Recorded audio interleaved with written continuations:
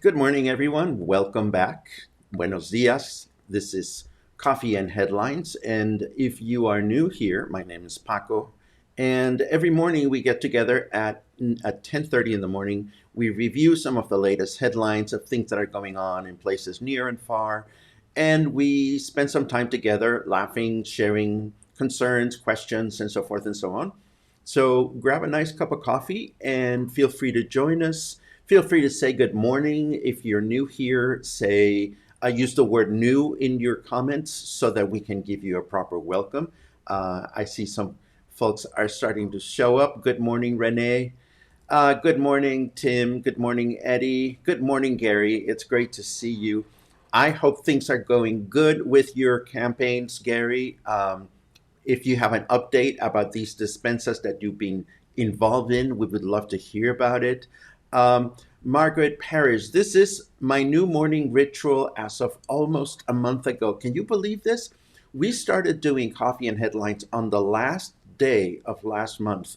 And I had been waffling with the idea and feeling nervous. Should we do this? Should we not do this? And the day in which the Mexican government announced that we would start the stay home um, campaign at the beginning of April, I figured, okay, this is the time to do it. So we are here and we meet every day, and it is really a wonderful time. Good morning, Marge. Good morning, Sean. It's great to see you. Second time watching, welcome aboard. It's great to have you. Grab a cup of coffee, get yourself comfortable. Um, Hello, Julie. I know you're far away, but I know you're very close. It's always good to read you. Good morning, Gail. Good morning. Um, oh, interesting. I haven't watched the Romeo and Juliet, Kathleen, but I really want to watch it. Buenos dias, Mario. Sylvie, it's always great to see you. Sue Pearson, Kathy. Um, Ellen. It's so great. Oh, Sly, we have a new friend. Sly, welcome aboard. I don't know where you are. If you're in Puerto Vallarta, you are in a great place to be, but I'm sure that wherever place you are is good as long as you're keeping safe. I hope your coffee is ready. Diana Simmons, good morning to everyone. Um, this is awesome. Such a great crowd. Georgia, screeching to the finish line. Um, Excellent. And Christy, solve your connectivity problems. This is all good to know. I'm going to start with something that left me a little concerned at the end of yesterday because there had been some comments about the closing of the airport. Apparently, somebody was going to fly to Puerto Vallarta and the flight was canceled, but I couldn't find any indication that the Puerto Vallarta airport is closing. So I would think this is fake news. Um, I think that the moment in which we would all hear, I mean, the moment in which the airport would close, we would all hear about it. And this would probably be a huge piece of news. But no, I haven't heard that the airport is closing. If anybody has heard this, please let me know. I imagine that the specific flight was canceled for whatever reason. And of course, those things happen. So let's dive in to the news because we have all kinds of headlines and we have some funny ones, some serious ones, but always good stuff to share. Um, for starters, Fauci said he's convinced that COVID 19 would linger in the fall right after Trump said it could be gone by then. I love watching these two contradict each other. But more importantly, rather than focusing on the news that they're contradicting each other, the part that I stay with is the fact that this is not going to go away anytime quickly. And, if Anthony Fauci says that this is going to be around until the fall, chances are that it is. He is one of the top experts in the world. So we must pay attention to that. At the same time, Anthony Fauci found some time to assure a 7-year-old girl that the tooth fairy will not catch coronavirus. I watched this clip and I'm going to share the link with you. This appeared or will appear in a brand new Snapchat talk show that Will Smith is doing. And this little girl had a question about the tooth fairy, and watching. Well, we always watch Fauci's human side because he is a very gentle man, at least the way he appears in front of the camera. But watching him comfort this little girl it totally made my day, and I sure hope that you will enjoy it as well. Um, why you should wear a face mask to fight the coronavirus. This is an important article that comes to us from Vox. Vox is this news outlet that is renowned for doing these amazing explainer articles. They really break things down to the simplest level. And as is typical in their case, not only do they write a lengthy article, they have a YouTube video about the importance of the mask. No, the mask will not make us invincible, but they are an important piece of the prevention tool. Hold on just a second. Watch this. Alexa, stop. Thank you. I set a timer at the wrong time, so Alexa is going to be quiet now. But back to this business of why you should wear a face mask. The most amazing advice about face masks came to me today by way of the wonderful Michael Beford, who posted on his Facebook this morning, lesson learned today, burping while face mask is on, no bueno. So just keep that in mind as you go through the world with our face masks, learning how to wear them, how to use them, what to do with them, and what not to do with them. Let's see. The New Yorker, I found this interesting read about Jeffrey Sachs on the catastrophic American response to the coronavirus. This is an interesting read, I thought, because he is an economist. He is known for having advised the Soviet Union on controversial transitions, but he has a book, The End of Poverty from 2005, in which he imagined a globe free of the worst forms of destitution. So his interview speaks very candidly about this balance that we have to do today between choosing health and choosing business and prosperity, and whether they can go along side to side. I found it very interesting to read. And as always, I'm going to leave you the link on the show notes. We also, I want to share this. Paul Crist's fundraiser is doing great. He started about a week ago, and they're up to 7,180 pesos. I want to remind you that this is a fundraiser to help feed families in need here in Puerto Vallarta. So it's great to see that that this is moving right along. Yesterday, we talked about the new bill that has been issued by the Bank of Mexico, and thank God we're doing this in English. And thank God my Mexican or Spanish speaking friends don't catch these broadcasts all that frequently, because I fluffed the names so gorgeously of the people, of the two heroes that are portrayed on the new 200 peso bills. It is Don Miguel Hidalgo y Costilla, who started the Mexican independence on September 16, 1810, and he is portrayed standing next to Jose Maria Morelos y Pavon, who was also a part of the team, the battalion that helped Miguel Hidalgo with this movement. Now, whenever the Bank of Mexico releases a new bill or a new note, they put together these music videos that explain the reason behind the new bills and the new coins. So I'm going to share the link so that you can learn a little bit more about why this bill has come to be. And of course, I learned this morning that the Bank of Mexico has also released a new coin to commemorate the port of Veracruz, 500 years of the foundation of the port of Veracruz. And again, this is just general culture about Mexico, and we can all learn a little bit by watching some of these videos. Let's go back to a few hellos. Tim Longpre, please say hi to my PVR PV staff. Of course, of course. I hope you're all staying safe. I hope you're all staying healthy. And I hope we can all see your vans moving about the city sometime in the near future. Everything that you do, everything that helps our community become a better community is very much appreciated. Um, let's see. We have a hello from Gina Presley. Hello, Gina. And Diana Siemens. Thanks for the update on the airport. Paul will be posting a bit later today with an update of the work going on to provide help. Hey, Paul, how would you like to come on live tomorrow and tell us a little bit more about how this whole project happened or is going on? If you have nothing better to do, I'm sure you're quite busy up in Washington, D.C. Maybe you would like to come in on Skype tomorrow and give us a little bit of an update. I think we would all enjoy this very much.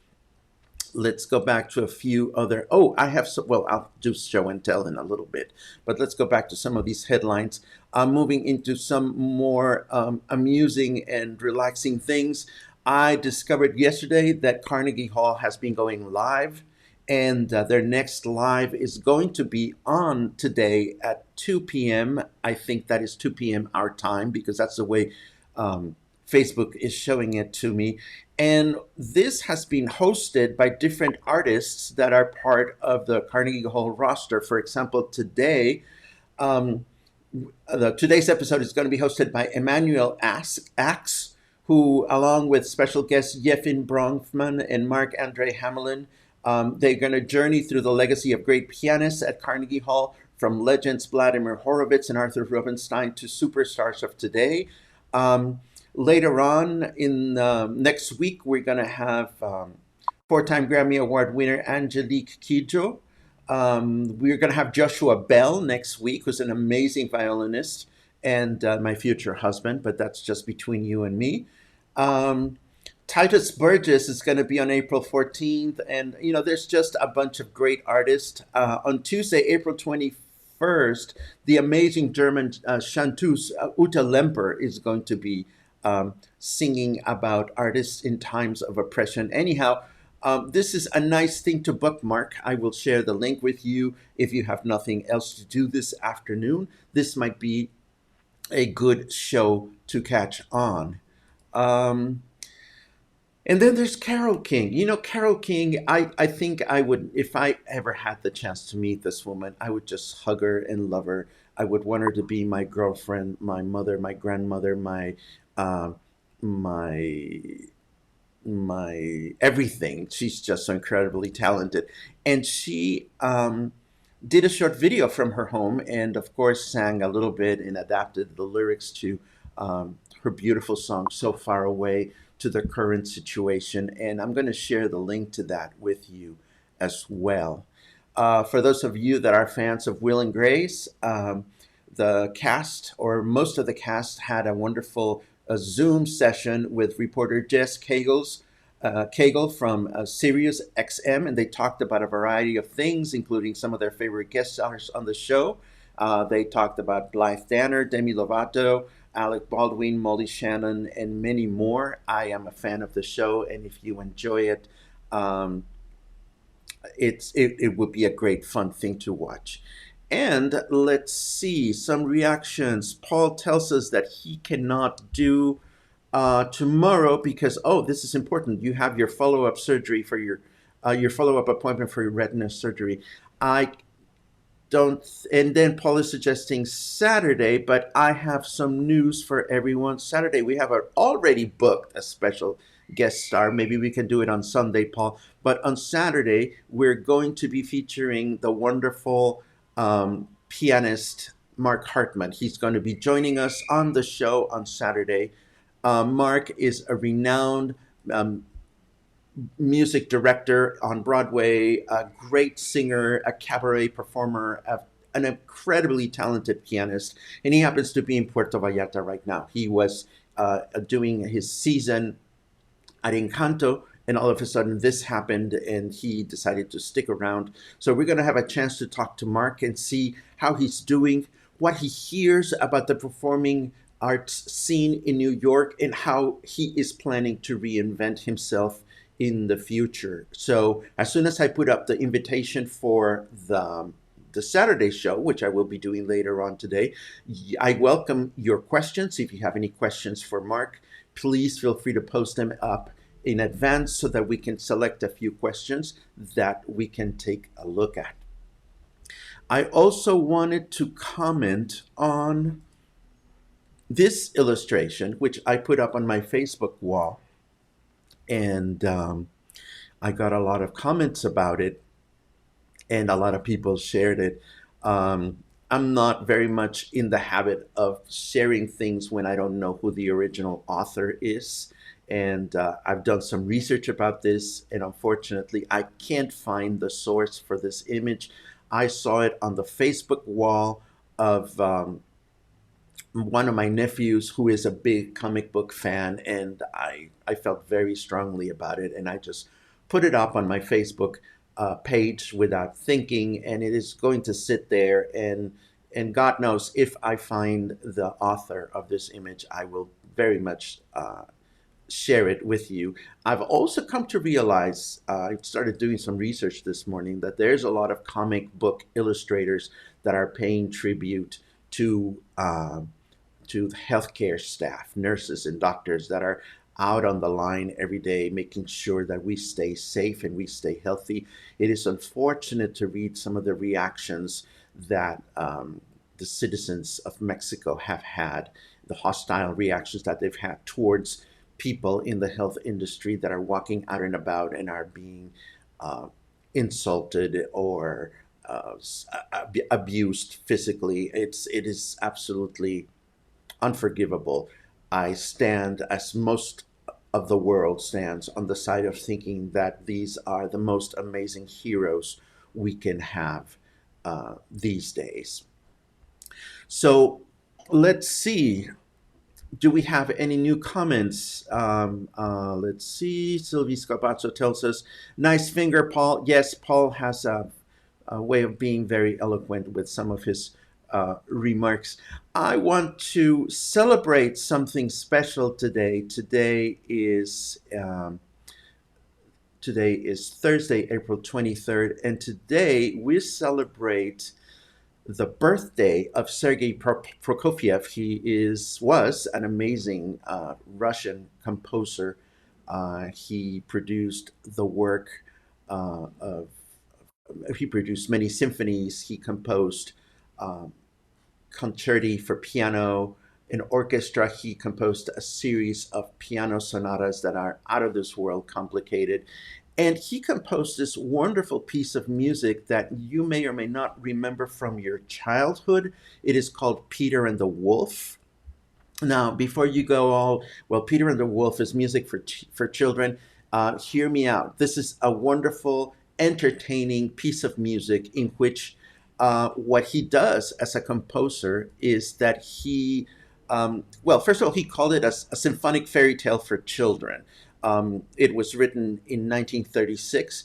And in this piece, there is a narrator who tells a children's story while the orchestra illustrates it.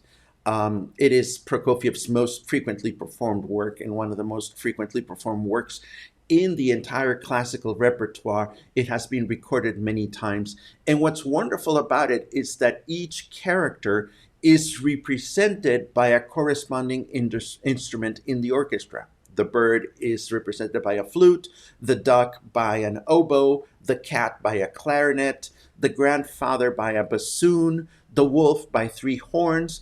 Peter is represented by a string quartet, and the shooting of the hunters that are hunting the wolf, of course, by the kettle drums and the bass drum.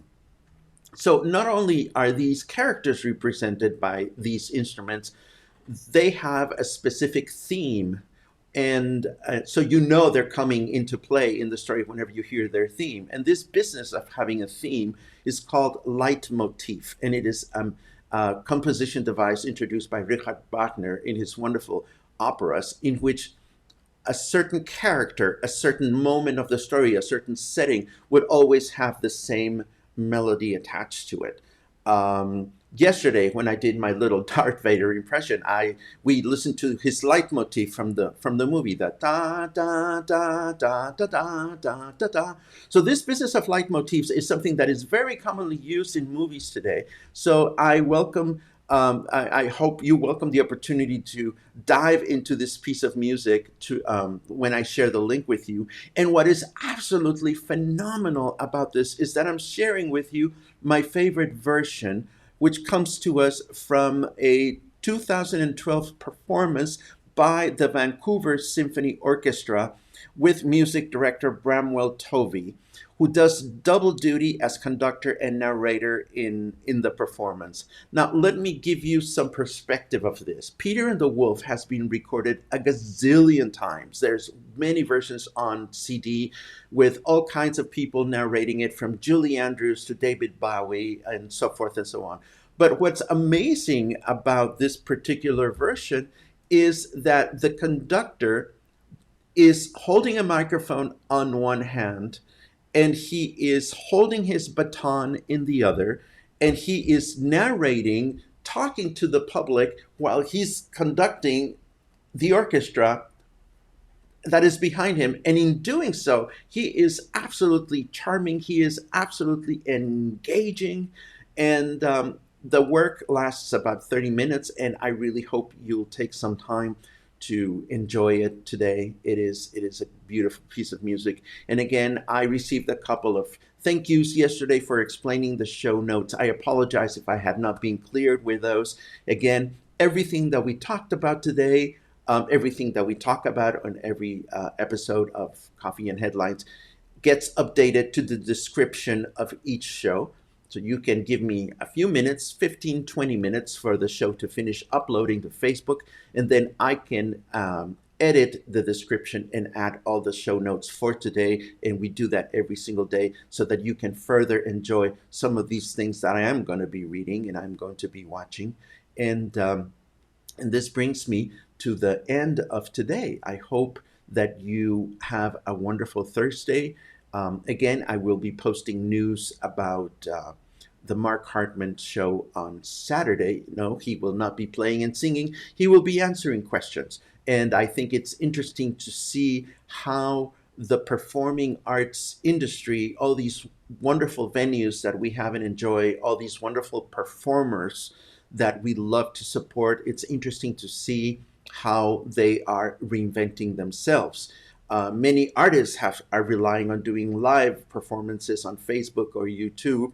These are fun to watch, but they have inherent challenges, such as the quality of sound, et cetera, et cetera. So I'm hoping that Mark will help us better understand the challenges of putting together a successful live performance. And hopefully we will learn some pointers that we can share with our friends that are trying to do this to stay healthy and stay prosperous and make some money in this very, very difficult time. In the meantime, I hope you have a wonderful Thursday. I hope you had a good time today, and I hope to see you tomorrow. Stay healthy and stay safe. Thank you.